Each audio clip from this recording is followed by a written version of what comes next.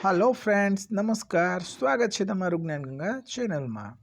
आज આપણો subject English grammar standard 6th Balanand English grammar and composition. तो જોઈએ લેસન નંબર 4 ધ એડજેક્ટિવ। કોઈપણ સંજ્ઞાવાચક કે સામાન્ય નામની પહેલા તેનું ગુણનું વર્ણન કરતા શબ્દને એડજેક્ટિવ કહે છે।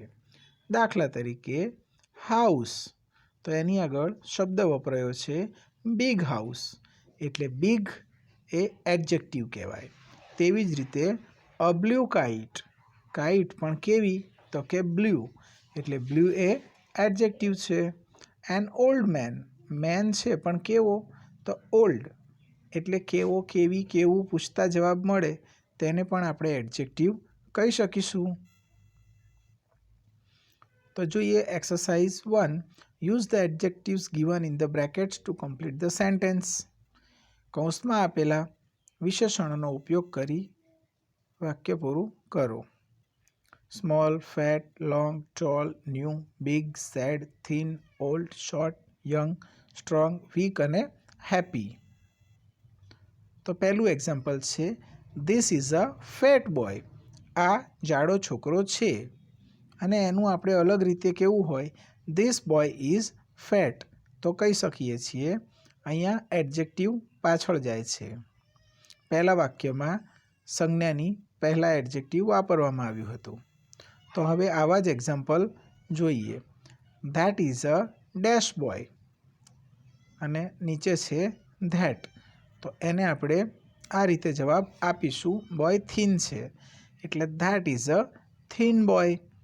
અને બીજી રીતે વાક્ય બનશે ધેટ બોય ઇઝ થીન, તેમાં એડજેક્ટિવ પાછળ જાય છે। હવે જોઈએ બીજો પ્રશ્ન। અહીંયા પેન્સિલ છે તે લોંગ છે એટલે this is a long pencil અને બીજી રીતે બનાવીએ તો ધીસ પેન્સિલ ઇઝ લોંગ। ત્રીજો પ્રશ્ન છે that is a dash pencil તો આ શોર્ટ છે એટલે આપણે that is a short pencil તેવો જવાબ લખીશું। અને બીજા રીતે વાક્યમાં એડજેક્ટિવ પાછળ જાય તે રીતે ધેટ પેન્સિલ ઇઝ શોર્ટ।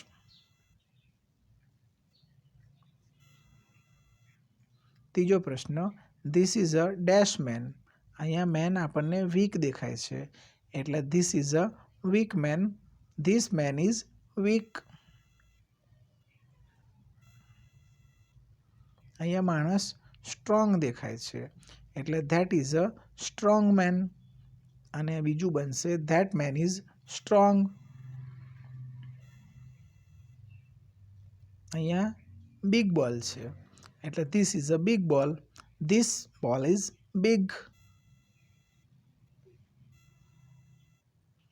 તેવી જ રીતે સ્મોલ બોલ, ધેટ ઇઝ અ સ્મોલ બોલ અને બીજું વાક્ય બનશે that ball is small. This is a dash tree तो ट्री ए टॉल છે this is a tall tree, this tree is tall। અહીંયા જુઓ પહેલા વાક્યમાં જ્યારે એડજેક્ટિવ વાપર્યું નાઉનની આગળ ત્યારે આર્ટિકલ એ આવે છે પણ જ્યારે એડજેક્ટિવ છેલ્લે વાપરીએ છીએ ત્યારે આર્ટિકલ આવતો નથી।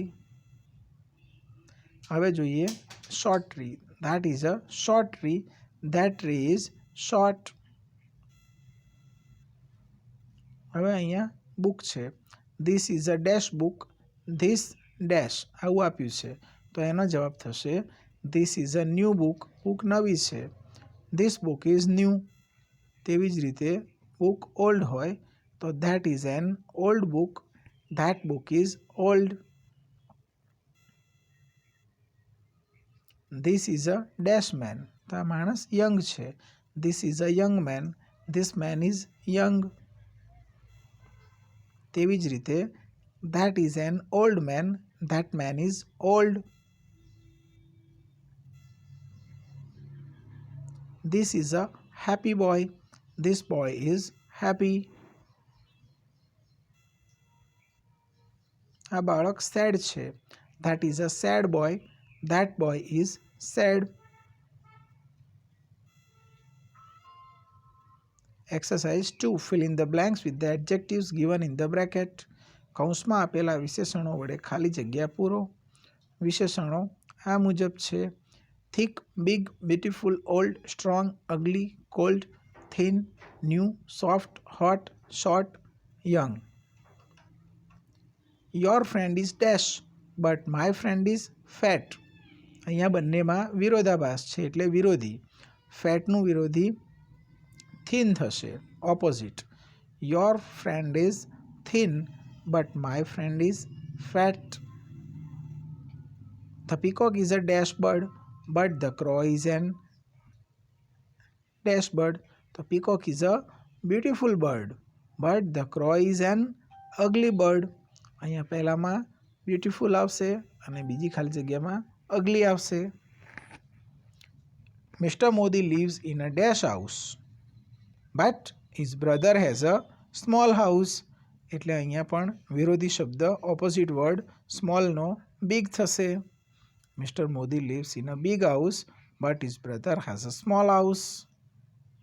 Mohan is tall but his friend is dash. tall તો short. અહીંયા જવાબ આવશે short. Mohan is tall but his friend is short. Look at my dash bicycle. તો look at my new bicycle. મારી નવી સાયકલ તરફ જુઓ. અહીંયા આપણે કોઈ પણ એડજેક્ટિવ લગાવી શકીએ છીએ. ઓલ્ડ પણ લગાવી શકાય, પણ આપણે બાઇસિકલ હંમેશા નવી ખરીદતા હોઈએ તો ન્યૂ લગાવવું પડે. Look at that dash man, he can not walk. માણસ ચાલી શકતો નથી, તેની તરફ જુઓ. તો look at that weak man. તે નબળા માણસ સામે જુઓ, તે ચાલી શકતો નથી. Ram is a dash man but Bharat is weak. હવે અહીંયા વીક છે અને વિરોધાભાસ દર્શાવે છે એટલે વીકનું opposite strong. Ram is a strong man but Bharat is weak. Harishbhai is an old man but Mohit is a young man. ઓલ્ડનું યંગ થશે. Tea is dash. ટી એટલે ચા. ચા કેવી હોય તો ગરમ.